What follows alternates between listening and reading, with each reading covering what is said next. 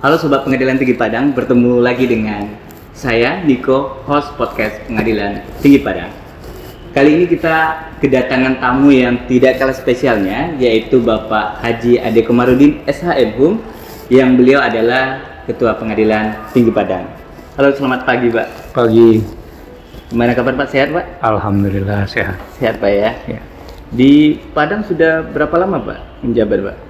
Saya menjabat KPT sejak tanggal 2 Juli 2024 ya. Jadi sekarang sudah hampir 8 bulan. Hampir 8 bulan Pak ya. Ini kita boleh kenalan dulu ya Pak ya, sebelum kita berbincang-bincang nanti Pak ya. Ini yang pertama kali Pak di Padang atau gimana Pak? Yang kedua kali. Kedua kali. Saya ke tahun 2021 bertugas juga sebagai Wakil Ketua Pengadilan Tinggi Padang, kurang lebih 7 atau 8 bulan mungkin, kurang lebih seperti itu. Oke Pak. Yang paling dikangenin di Padang itu apa Pak? Ya, di Padang ini kan terkenal dengan masakan-masakannya. Oh iya. Ya, masakan-masakannya. Orang bilang tidak ada yang enak, yang ada enak sekali. Enak sekali Pak. Baik Pak. Kalau kita lihat nih Pak, kita baca-baca nih profil Bapak, biografinya, yang itu udah lama ya Pak di pengadilan Pak ya, udah mengabdinya ya Pak? Iya, cukup lama. 39 tahun Pak ya? Kurang lebih 39 tahun sampai hari ini. Ya. Ini boleh cerita dikit Pak perjalanan karirnya nih Pak? Ya, saya dulu cakim di Bandung 1986. Ya. 1986 itu cakim di Bandung, setelah masuk pendidikan kurang lebih 6 bulan. Kemudian magang ya, karena kebetulan angkatan saya itu agak terlambat sakitnya itu kurang lebih 3 tahun, jadi 1989 baru diangkat menjadi hakim pertama di Bangko, Provinsi Jambi. Di Bangko, Provinsi Jambi kurang lebih 1,5 tahun. Saya pindah ke Jawa Barat di Pengadilan Negeri Ciamis, kemudian Pengadilan Ciamis pindah ke Tasikmalaya karena di Tasyaring ada kerusuhan di Tasikmalaya, kemudian dipinitipkan juga di situ. Dari Tasikmalaya saya pindah ke Tangerang. Dari Tangerang 2019 di Tangerang, kemudian mengalami di Tasyaring kurang lebih juga 3 bulan ke Aceh untuk menyelesaikan persoalan-persoalan kriminal GAM. Kemudian balik lagi, saya dikasih kepercayaan menjadi wakil di PN Subang, masih di Jawa Barat. PN Subang, dari PN Subang dipercaya untuk jadi ketua di Pengadilan Negeri Mempawah, Kalimantan Barat. Kurang lebih 1,5 tahun. Dari situ saya pindah ke Surabaya, PN Surabaya, kelas 1 Agustus, kurang lebih 3,5 tahun. Kemudian dipercaya lagi menjadi ketua kelas 1B di Sulawesi Selatan, yaitu tepatnya di Maros. Setelah di Maros, saya dipanggil PIT untuk 1 Agustus. Lulus, kemudian saya jadi wakil di PN Palembang. Dari wakil juga naik di situ menjadi ketua. Kemudian dari ketua saya menjadi hakim tinggi di Medan. Saya di Medan, pindah lagi ke Bandung. Dari Bandung dipercaya lagi untuk dan lulus fit and proper untuk pimpinan tingkat banding, dan saya pertama jadi wakil ketua pengadilan tinggi itu di Banda Aceh. Nah, baru 2019 saya di Aceh, kemudian saya juga dialihkan ke Padang 2021. Masih zaman COVID itu. Pak. Kurang lebih 8 bulan. Kemudian pindah lagi ke Palembang, menjadi wakil di Palembang. Kemudian tahun 2000, saya percaya menjadi KPT di wilayah timur, di Ambon. Nah, dari Ambon, sekarang pindah ke Padang sejak tanggal 2 Juli 2024 sampai dengan sekarang. Pak. Berarti ini udah keliling Indonesia Pak ya? Dari pulau ke pulau gitu Pak ya? 39 tahun itu waktu yang tidak pendek ya Pak, sangat lama untuk mengabdi untuk negara ini Pak. Saya yakin ini banyak pembelajaran yang bisa diceritakan nih Pak. Boleh sharing dikit nggak Pak? Pembelajaran yang menarik itu apa Pak? Ya, terutama menjadi pimpinan pengadilan. Kalau saya lihat jadi pimpinan pengadilan itu pertama kita harus punya visi. Visi ke depan itu harus seperti apa, memajukan organisasi dalam hal ini pengadilan. Visi dan misi. Kedua, pimpinan itu harus mempunyai komitmen untuk memajukan institusinya. Nah, komitmen diawali dengan komitmen pimpinan yang selanjutnya diikuti oleh para bawahannya, saya mengikuti komitmen sesuai komitmen daripada pimpinan. Kemudian yang ketiga juga, jadi pimpinan itu harus menjadi role model, ya, role model bagi anggotanya, bagi para hakim, bagi para pejabat struktural maupun fungsional, bahkan menjadi role model, bila perlu juga menjadi agen perubahan supaya bisa dicontoh atau menuju kepada hal-hal yang lebih baik. Kira begitu. Ya, berarti ini ada 3 Pak ya. Punya visi misi, komitmen, kemudian menjadi role model, ataupun menjadi agent of change di satker masing-masing Pak ya. Jadi 3 poin ini yang menjadi pembelajaran menarik bagi Pak Ade Komarudin saat menjadi pimpinan. Baik, tadi seringkali saya mendengar Pak kata-kata saya lulus fit and proper test, saya lulus fit and proper test. Nah, ini banyak juga pertanyaan dari Bapak Ibu kita nih Pak. Kiat-kiat kalau kita bisa lulus fit and proper test itu seperti apa ya Pak? Ya, pertama kita mengikuti fit and proper test tentu untuk misalnya untuk tingkatan pengadilan itu berbeda.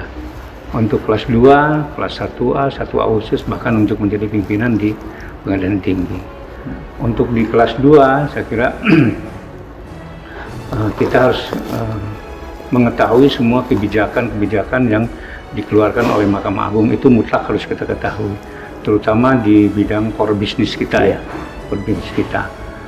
Kemudian kalau di kelas 1A tentu kita ada beberapa tambahan-tambahan, kekhususan seperti misalnya PHI harus kita pahami juga, karena di provinsi menjadi ketua 1A itu harus mengerti juga tentang persidangan PHI, demikian juga tentang lingkungan, demikian juga tentang peradilan anak. Bahkan di 1A khusus kita harus mengetahui bahwa ada pula niaga ya, niaga, jadi harus diketahui oleh para calon pimpinan. Kemudian di pimpinan tingkat banding, karena pimpinan tingkat banding adalah merupakan purpose Mahkamah Agung, tentu harus kita banyak belajar dalam ini untuk ilmu intelektualnya secara mumpuni gitu ya, karena tumpuan bertanya bagi hakim-hakim muda di satkernya masing-masing. Walaupun kayak misalnya niaga itu tidak bandingnya tidak ke PT tapi langsung ke Mahkamah Agung, demikian juga PHI tidak ada PHI. Namun demikian sebagai pimpinan, sebagai purpose Mahkamah Agung, kita harus siap untuk ditanya oleh junior-junior kita yang berada di bawah. Saya kira begitu ya. Intinya bahwa kita harus belajar terus-menerus untuk menjadi pimpinan. Saya kira demikian. Intinya belajar gitu Pak ya? Iya. Belajar. Sulit nggak Pak soalnya Pak? Saya kira nggak sulit. Nggak sulit Pak ya? Ada pepatah, bila ada kemauan pasti ada jalan. Iya Pak. Yang sulit itu perilaku yang harus dilakukan. Perilaku. Benar. Kalau soal pembelajaran, saya kira selama kita ada kemauan pasti ada jalan atau pasti kita bisa.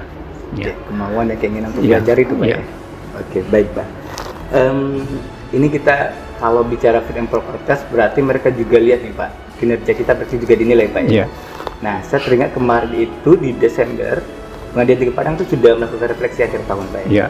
Nah, ini kita boleh cerita dikit masalah kinerja nih Pak. Karena ini juga menjadi poin penting untuk ketika kita menjadi pimpinan gitu ya.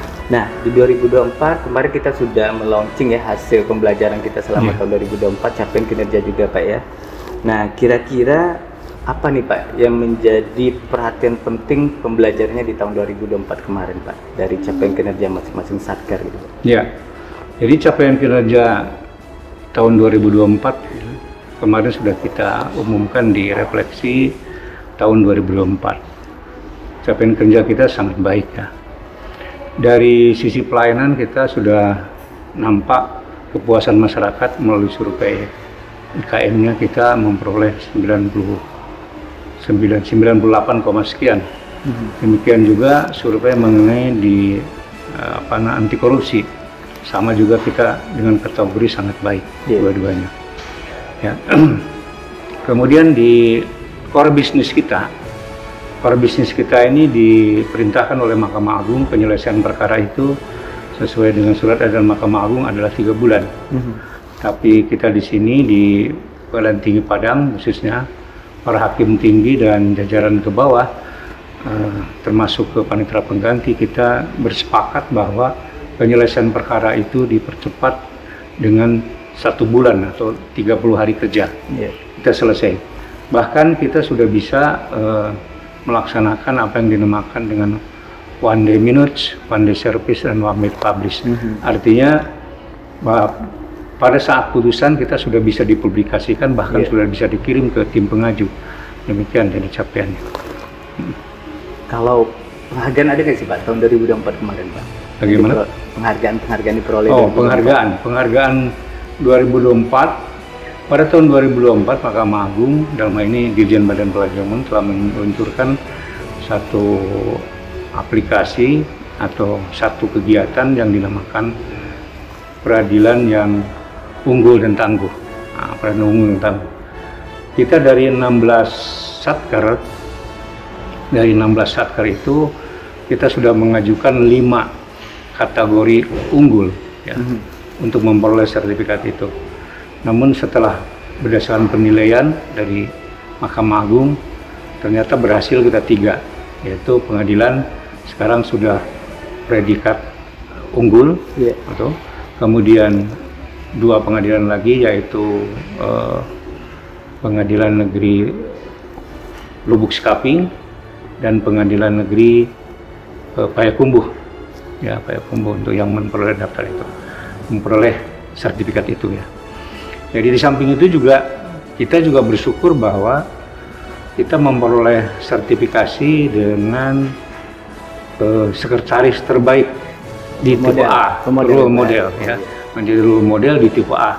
Itu juga menjadi kebanggaan karena merupakan satu prestasi yang patut kita banggakan.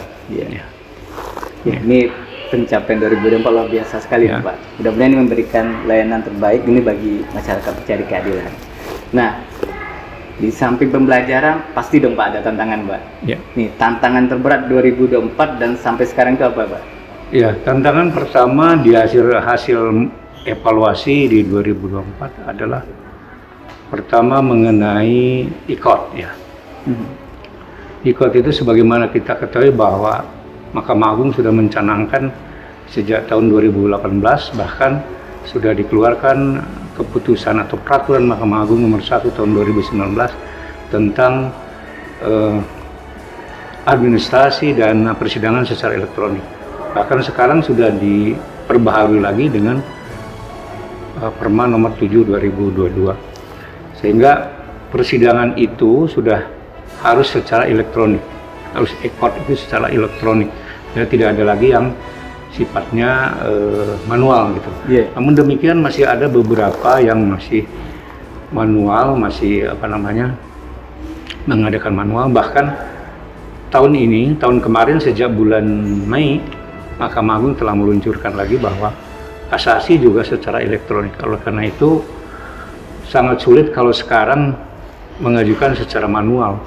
Karena itu salah satu tantangan yang akan kita kejar di tahun 2025 ini sudah tidak ada lagi untuk secara manual. Nah itu pertama. Yang kedua, sebagaimana program di dalam AMPU itu kita baru mendapat 3 sertifikat. Nah 3 sertifikat, masih ada lagi sekitar 14 lagi yang belum mencapai itu, sehingga itu menjadi target juga untuk tahun 2025 ya. Nah, di samping itu juga ada 9 satker yang telah memperoleh izin untuk secara elektronik, register elektronik ya, register elektronik tahap pertama ya.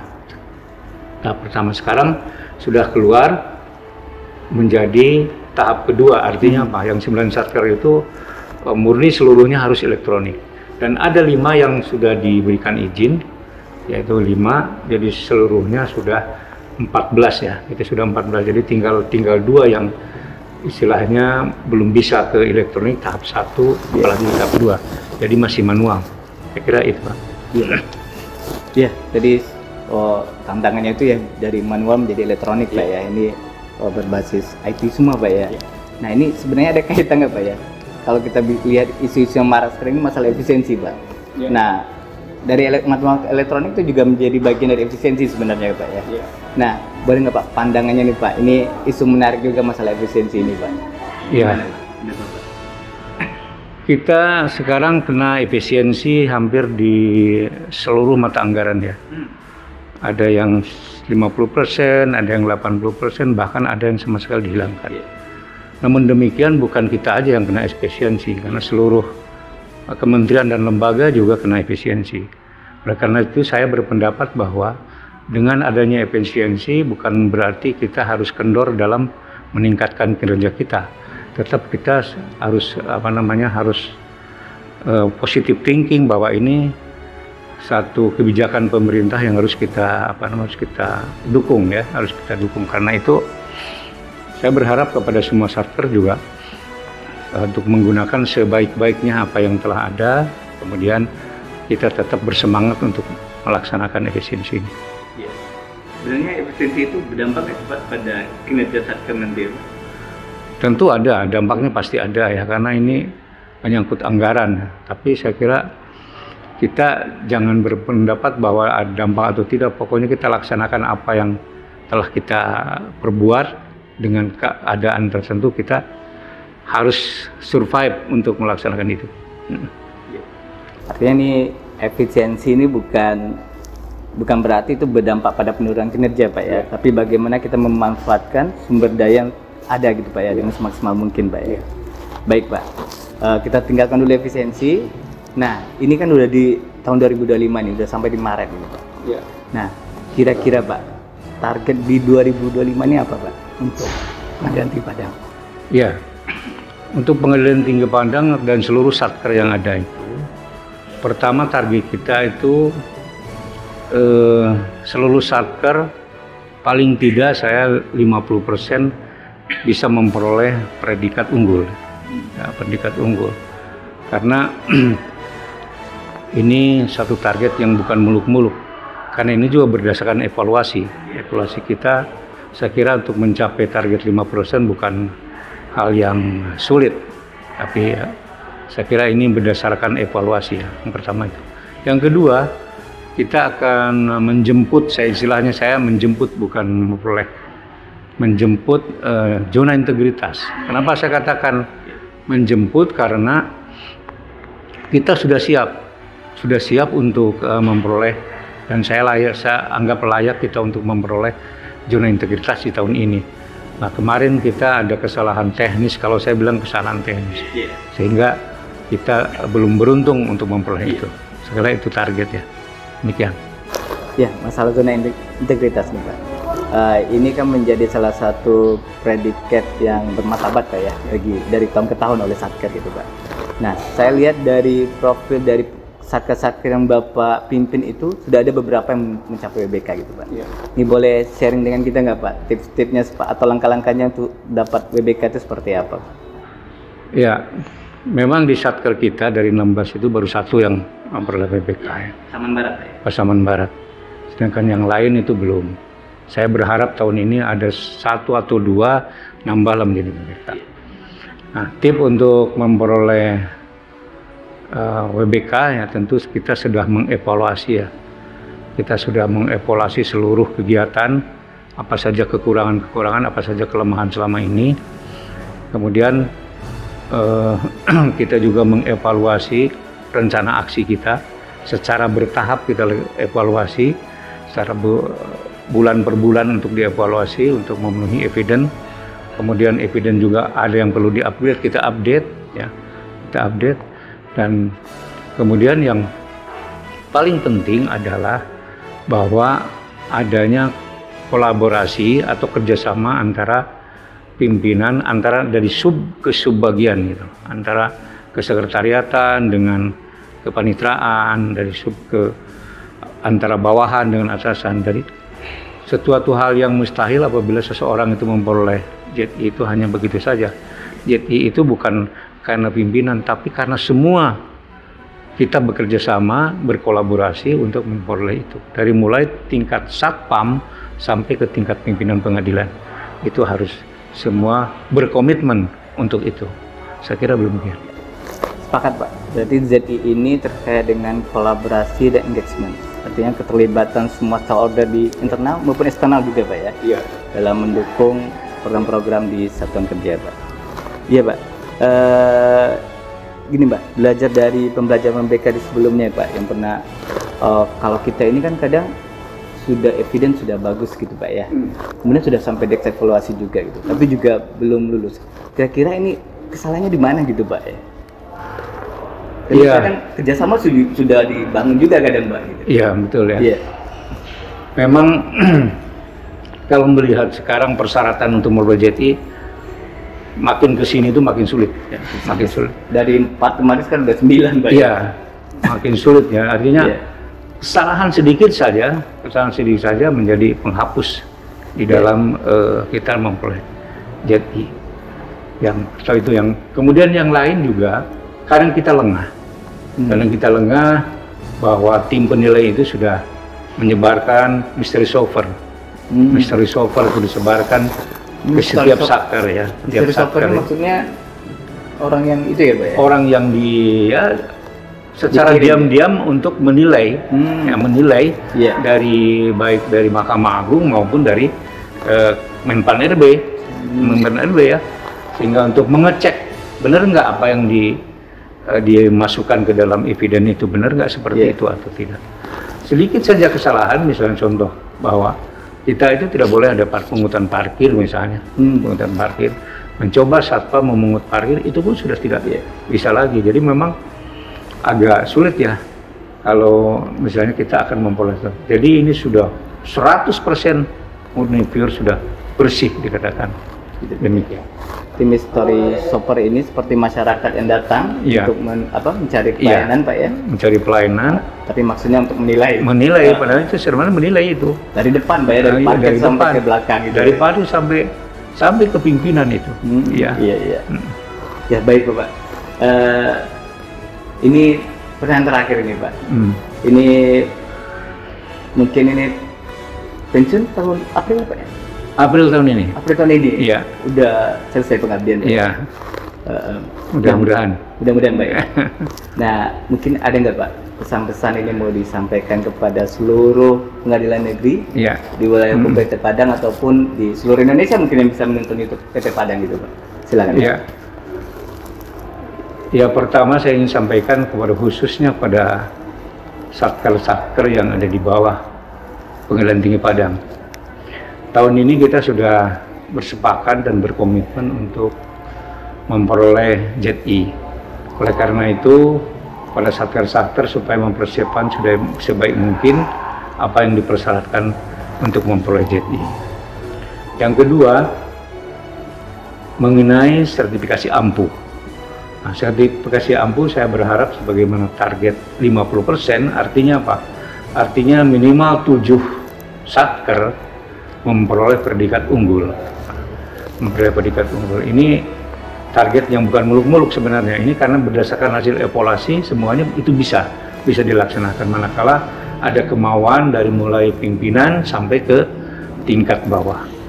Nah, kemudian yang ketiga adalah kepada satker yang memperoleh unggul, yang sudah unggul, tentu ini harus dipertahankan supaya menjadi paripurna, karena aturannya setelah unggul 3 kali maka akan memperoleh sertifikasi paripurna. Kemudian yang terakhir adalah kepada satker yang dengan kategori baik, karena kategori baik itu di bawahnya utama, di bawah utama, karena dengan sertifikasi AMPU ini semua kegiatan kita, semua kerja kita adalah dinilai, artinya dihargai nilai dari mulai cukup, kemudian baik, utama, unggul, dan paripurna. Nah, ini 5 penilaian ini harus kita kejar oleh para satker itu. Saya yakin ini bukan satu target yang muluk-muluk, tapi saya yakin bisa untuk dilaksanakan manakala para pimpinannya maupun seluruhnya ada komitmen untuk itu. Saya kira demikian. Baik Pak, ini terima kasih banyak ini Pak, obrolannya kemudian pembelajarannya ya Pak ya, sharing-sharing dengan Bapak Ibu kita menonton YouTube nanti. Ini pembelajaran luar biasa sekali Pak. Dan 39 tahun itu waktu yang sangat lama. Terima kasih Pak untuk pengabdiannya Pak. Ya, terima kasih sama-sama. Baik, Bapak Ibu kita sudah bincang-bincang dengan Bapak Haji Ade Komarudin, dan menurut kita itu ada 4 poin yang sebenarnya yang menjadi hal kunci untuk bisa menjadi seorang pimpinan. Yang pertama itu terkait dengan visi misi ya Pak ya, fokus pada visi misi. Kemudian yang kedua, jaga komitmen. Kemudian yang ketiga, jadilah sebagai agent of change ataupun role model dalam satuan kerja. Kemudian yang paling penting adalah bagaimana kolaborasi dan engagement stakeholder di dalam internal maupun eksternal. Dengan 4 poin itu, saya yakin kita bisa menjadi pimpinan yang baik dan juga satuan kerja yang bisa mencapai predikat yang lebih unggul gitu. Demikian obrolan kita dengan Bapak Haji Ade Komarudin. Terima kasih banyak atas partisipasi Bapak Ibu untuk menonton YouTube Pengadilan Tinggi Padang. Sering-seringlah menonton YouTube Pengadilan Tinggi Padang. Dan saya host Niko Rinaldi, mohon pamit. Terima kasih. Assalamualaikum warahmatullahi wabarakatuh. Waalaikumsalam. Ya.